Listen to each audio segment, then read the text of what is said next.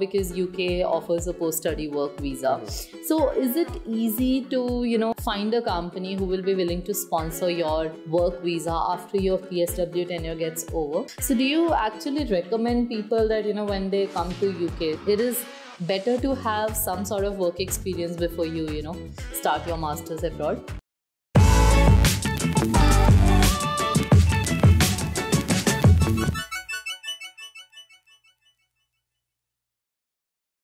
Hello all, this is Damini, co-founder of VMX Scholars. I welcome you to yet another episode of our web series Discover Study Abroad.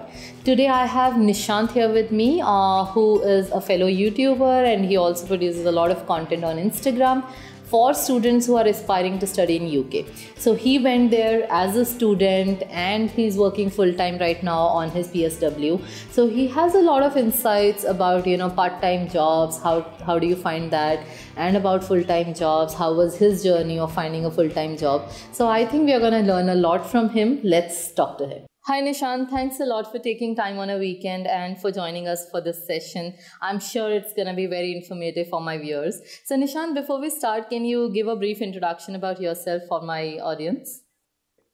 So hello, my name is Nishant and I came here as a student in September 2021 to do Masters in Mechatronics in Glasgow University. And I've finally completed my degree. And now I'm doing working full time right now at the moment as a supervisor in a hospitality and events management industry.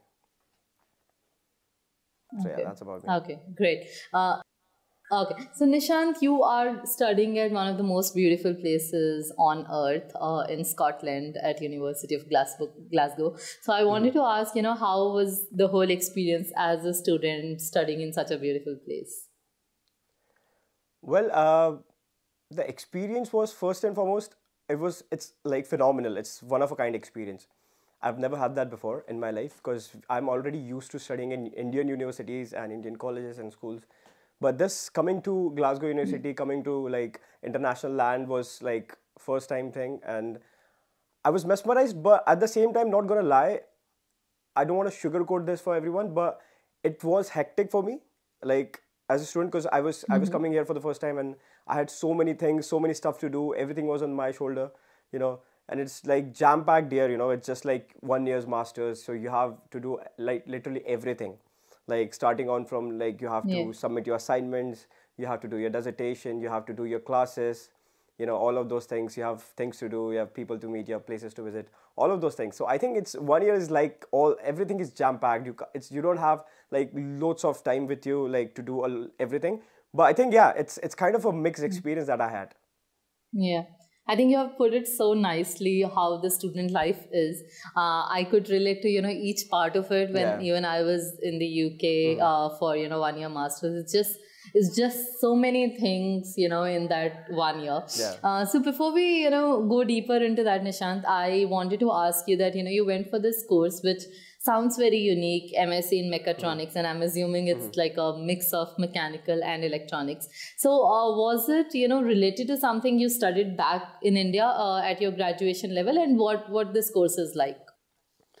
Well, yeah, to be honest, like I've done mechanical in my undergrad, and I've studied from University of Pune, and then I've came to University of Glasgow to do my mechatronics. Well, it was kind of similar, but again, like you yourself said, and the course itself says that it's a combination of mechanical and electronics. It's a branch of robotics, to be honest. So it was a big transition for me from coming just from a core mechanical background and switching over to a robotics field. So it was a bit tough, and the kind of the quality of education that we get back in India and here that we get in UK, I think it's really different. It has like night and day difference, I would say. So it was a big shift for me, and I had to really like it. It took me a while to cope up with it, but it went well. It went well. Okay. Yeah. Okay. Awesome. So Nishant, now whenever students are thinking of studying abroad, I think part-time jobs is one of the things which is always there at the back of their mind, that as soon as they land there, they have to go out and start finding part-time jobs.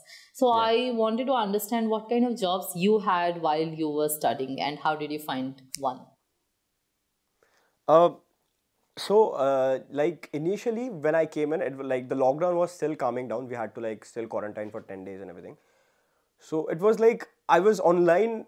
I'm sorry, I was applying online every time when I came here when I was Hmm. like in Hmm. quarantine, and I was Okay. getting no response from anyone. Like literally, it was called because I don't know what was the reason, but I was getting no response. Then one of my friend he told me that you should make a CV that suits your UK part-time jobs and not just your like general CV. Shouldn't be one CV. You should have like multiple Hmm. CV for specific roles. So I went with Yeah. that. I made a CV. I added some experience that I had before, like related to hospitality, and then I started applying in like in part-time jobs. And I went like offline as well. I went to like all the like restaurants, like pubs, all the like places there where I can see there's like they Yeah. need people. I went there and gave the resume by myself. So I think yeah, Hmm. it worked out like that. It took a while. It took like I think 20 to 30 days to get me a part-time job, but yeah, that's how I got it. And then once I got that job, I it was so easier because I had some experience. I had already worked in UK, so I could go to any employer and I'd say that I have experience in working in this field or this industry, so that like it'll be easier. So it gets easier like once you get one job. Okay. Yeah. Got it. So you had a job throughout your, masters. Did you had like a continuous job, or it was Um. just, getting one and then breaking and then finding another? Uh, yeah. So well, it was like as a student you have to deal with a lot of things, right? So I whenever I used to have like exams, let's say, or have some like I was working under pressure, let's say I was dealing with some assignments or doing dissertation, I had to take some time off. And you know, Okay. when you work part time, they need people constantly. So I used to just Hmm. leave the Hmm. place, like get experience, leave the place. I Hmm. have other things to do, so I used to do that and then join somewhere else. So it was like pretty like good shift after that. Like after I've done like one or two jobs, it was a good shift for me to like just to switch over to any other Hmm. job and take some time off for my studies. So yeah.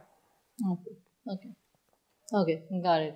So now again, Nishant, now you're working full time, in UK after your studies, and you're working in an events company as a supervisor, as you mentioned. So, Yeah. how was it finding this job? Was it very difficult? Because a lot of people talk about finding full time job being like a very complex experiences and things like that. So, how was it for you? Was it easy? And how is the role and work culture over there? Uh, well, like I said, like I was already like before coming to this job, like event management, I already had like so much experience with me. I had like almost 8 months of experience in different fields altogether. So I started again as a member of staff in this field, and when it was, I think it was during Christmas time when my manager and supervisors already left. So they left the job. We were already left. We were just left with general manager and the rest of the staff. So I was working like under pressure. I was dealing with my team. I was leading them. It was like literally I was working like a supervisor back then when I was not a supervisor. So I think my general manager saw it and he felt like, okay, I think this guy has a potential. He can be a supervisor. He got me into a meeting. He asked me like, he was like, everything's on the table. You know how it's going. Everything is a shit show now. We don't have enough people. We are like understaffed, but we need someone to step up and lead this. And I see a potential in you. So he went like that, and he was like, he offered me the promotion. He said like, do you want to be a supervisor in this? I was like, cool, why not? So that's how I got it. I think it took me like Okay. seriously a good time, but it like yeah, I think he saw something and then I got it. I think it's a mixture of time and you're grabbing opportunity. So yeah, I think it goes together. Okay. Awesome. I think that was a very different journey. Yeah. And I think it comes with a lot of insights for people who are watching us today that, how can be your journey to find a full-time job. So, Nishant, one question here now, because UK offers a post-study work visa. So is it easy to, find a company who will be willing to sponsor your work visa after your PSW tenure gets over? So I wanted your insights on that. Um, to get a I mean getting a PSW is easy. You get a PSW and then finding a sponsored job is really a task. I would say it's really a difficult task. Not everyone gets a sponsored job here, so they have to go back to their home country. But how difficult is it? It is. I think it's kind of, it depends on like what kind of experience you have related to the field you want to work in, right? If you're a fresher, there are graduate jobs here, graduate schemes, graduate jobs, but it's really a strong fight. Like competition is so high because it's not just you applying from one city, it's all the whole world applying, like people applying from European countries, Asian countries, everyone. So it's not just like you are competing with like hundreds and thousands of people, you're competing with like literally billions of people. So I think it comes down to a thing like where how much experience you have in that particular field and the field you did your masters or your studies in. So I think it adds up to that. But yeah, finding a job is a difficult task in UK, like a sponsored job, to be honest. Getting a full-time job would be easier than getting a sponsored job, but getting a sponsored job is really, really difficult, I would say, in my perspective. Okay. Okay. So Nishant, I mean, when we were discussing this, you spoke a few times about, your past work experience back in India. So do you actually recommend people that, when they come to UK, so from the job perspective, be it part-time job or be it full-time job, it is better to have some sort of work experience before you, start your masters abroad? I would say yes. Experience doesn't go like into like it doesn't go waste. So if you have some experience, I would say 1 or 2 year experience would do a great job in UK. So yeah, getting experience is one of the things I suggest to everyone I meet, to be honest. And that's what companies are looking for. Whenever you go and apply for any sponsored job or let's say a full-time job, they always have this thing like requirements that you should have like 1 or 2 years of experience in this industry. And then if you don't have it, you just have to apply in graduate scheme, which are like so limited. Got it. Got it.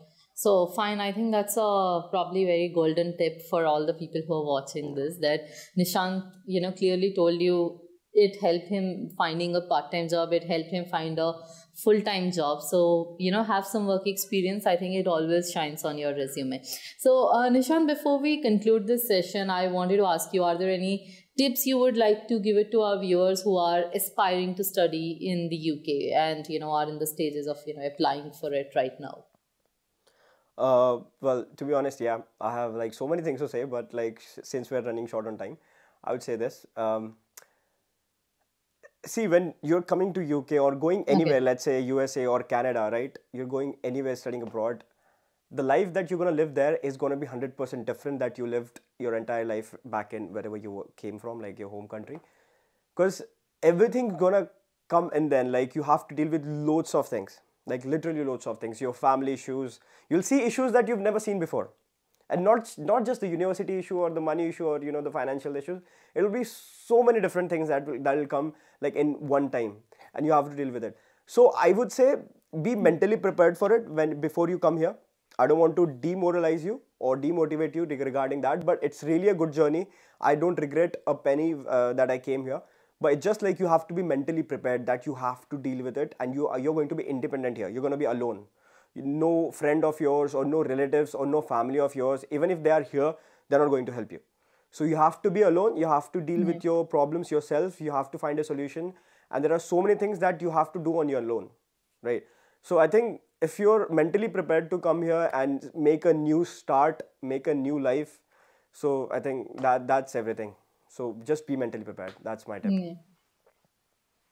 So Nishant, I think that was a very beautiful ending. I think you have put it so clearly for the people who, when you're planning to study abroad, it is not just about that fancy life abroad. It is about a lot of responsibilities and, liabilities which comes along with it. So thanks a lot for, sharing those insights with us.